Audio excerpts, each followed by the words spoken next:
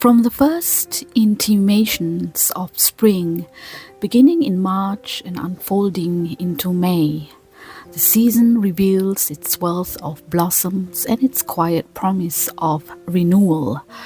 Flowers of every kind emerge from soil and branch alike, in wild places and in tended gardens, filling each day with signs of a world reawakening.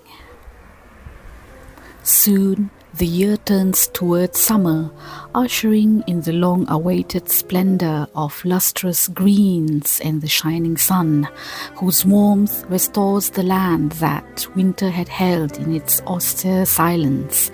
From June through August, the earth seems wholly giving over to brightness. Then autumn arrives gradually in September, announced by persistent rains and the somber drapery of grey clouds and drifting fog. Yet even this melancholy veil gives way to season's radiance. Nature flames into hues of amber and molten gold and bright yellow, before fading into layered browns as the trees begin to relinquish their leaves in preparation for their wintry repose.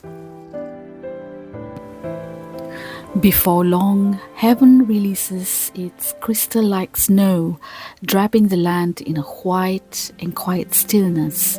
The mountains stand in contemplative silence, awaiting the familiar song of Christmas that approaches with the month.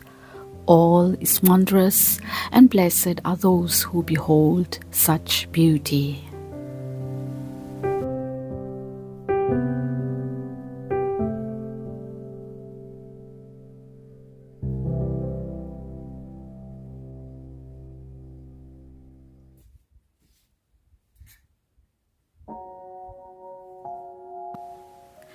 Hello there, my fellow pineapple darlings, strawberry fairies, and happy cupcakes out there.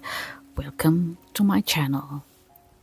Life, as it unfolds, is shaped largely by the gaze through which we perceive it. It may appear wondrous or beautiful, yet it can also be unyielding, marked by struggle, weighted by expectation, and punctuated by both hope and failure.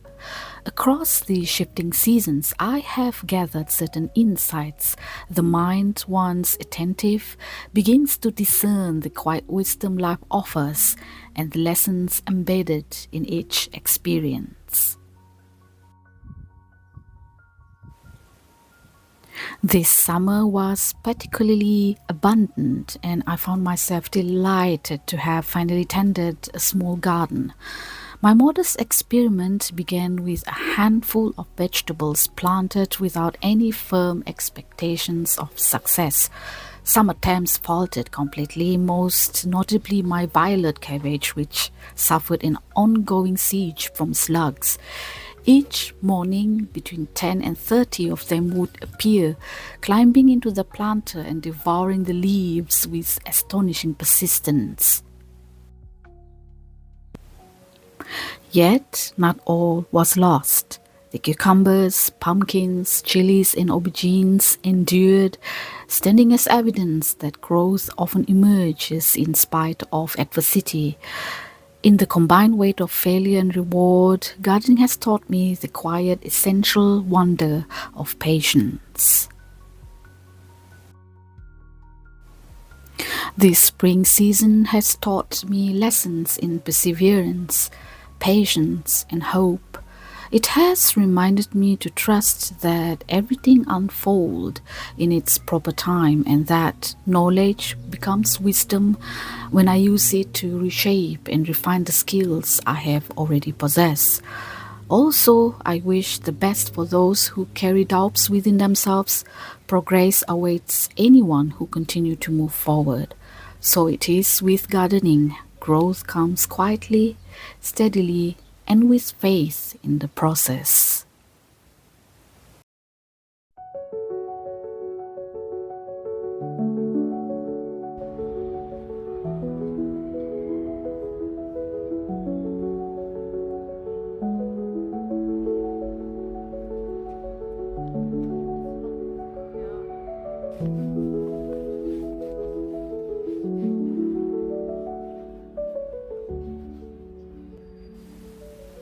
The summer season often inspires a desire to travel, encouraged not only by its favorable weather but also by the arrival of the school holidays.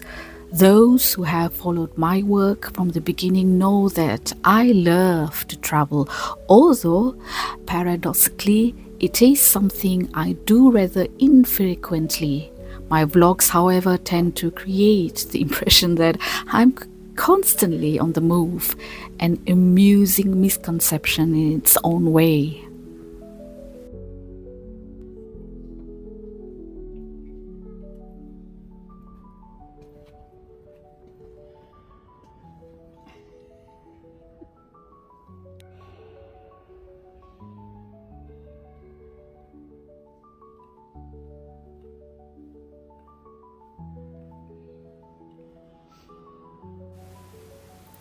The magnificence of Erfurt Cathedral lies in its striking Gothic architecture with its richly ornamented exterior, sculptural details, and a luminous interior defined by soaring vertical and resplendent stained glass windows.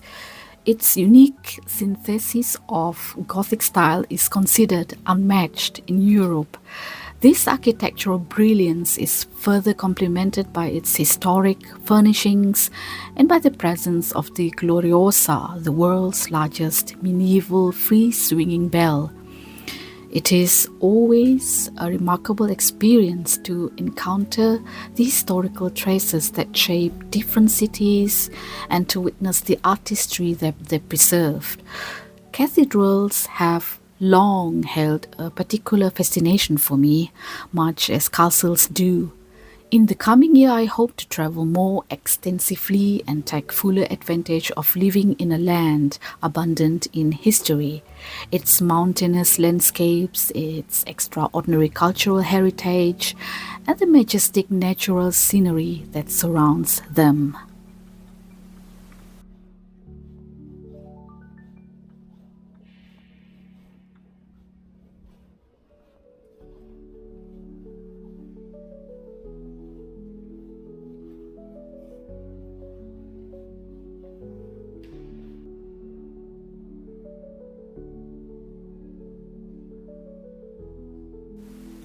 This site is also remembered for the infamous Erfurt latrine disaster of 1184, when a floor collapsed during the assembly called by one of the King of Germany, causing approximately 60 people, many of them nobles, to fall to their deaths in the cesspit below. Centuries later, on 3rd April 1507, Martin Luther was ordained within these walls. What an extraordinary concentration of history, isn't it?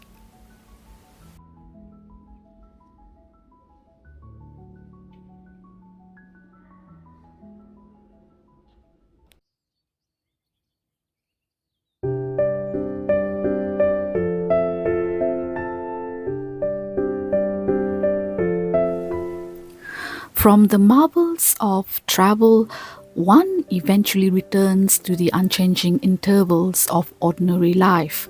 Whether those days feel stagnant or full of promise depends entirely on how one chooses to perceive them and what one elects to do with the hours granted. For my part, I follow instinct where I can. Were it not for the obligations of family and work, I would devote myself freely to whatever pursuits bring me peace, if not happiness. The world is capable of becoming disastrous, troublesome, and at times unnervingly irritating.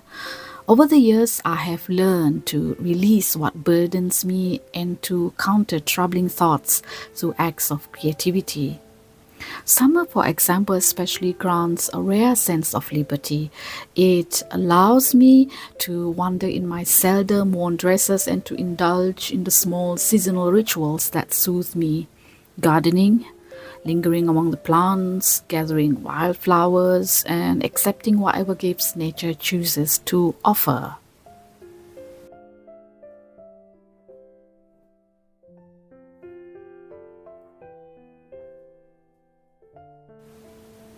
Thus, I take up my shears and basket and walk an extra kilometer or two into the woods or across the fields where I know I will find an abundance of wild blossoms.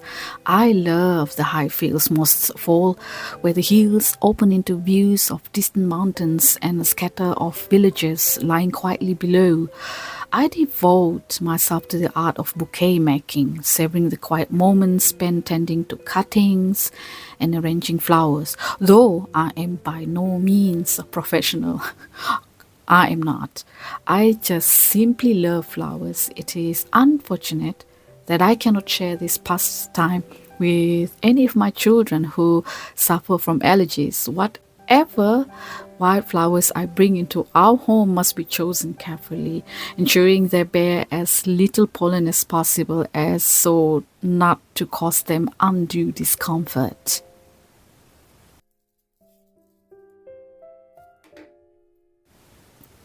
This year, in a season when nature offered its quiet abundance, I learned that summer is more than a playground for creativity. It is something almost spiritual. Its brevity makes it sacred. Some years arrive heavy with rain, storms, and floods. And here in Germany, we know too well how water can claim a season. But perhaps that is why the rare, generous summers feel like a blessing. From this abundance, I learned patience. Summer taught me to wait, to listen, to accept what I do not yet understand, to be present. And in that presence, I found a small, peaceful wisdom.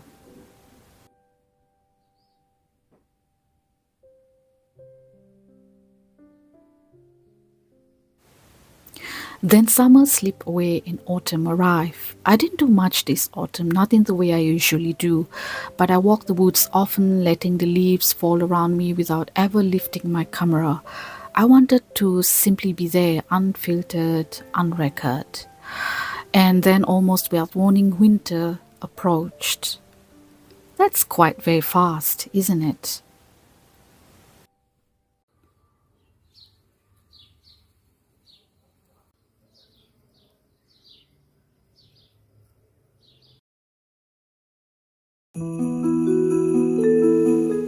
Then Christmas approached us far more swiftly than we expected, as though it were already knocking softly at the door. I haven't filmed much over these past months, though I tried to capture a few moments here and there. This year, I have hardly done any vlogging at all. Still, I decided to make this video slightly different from my previous Christmassy ones of the last couple of years. Usually my viewers watch me preparing, decorating and doing a little baking, but this time the video leans more towards reflection on what I have learned, on what I have lived through between the seasons. It is in its own small way something a little different. Nonetheless, I hope you enjoy it, though I must admit it may not be everyone's cup of tea. It follows a slow living rhythm. It is slow.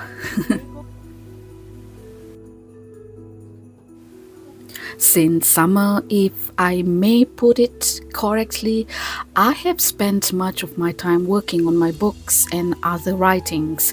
And finally, just before Christmas, it was published. A small dream quietly came true. For those who are interested in having a look, you are most welcome. Simply click the link below the video later. But occasionally, my 16-year-old daughter spent more time with me, and I cherished those moments. She will finish high school next summer, and she studies with a determination that fills me with pride. Perhaps hopes she will pursue medicine. I hope the path ahead opens beautifully for her. Christmas itself was brief, but we made the most of it.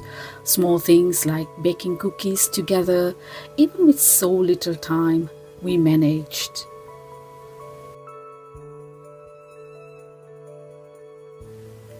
This year had been full of abundance and yet also filled with despair and chaos. Any other people around the globe, the world's not like it used to be, and community are desperate in their own way of worries when the world and economies are affected.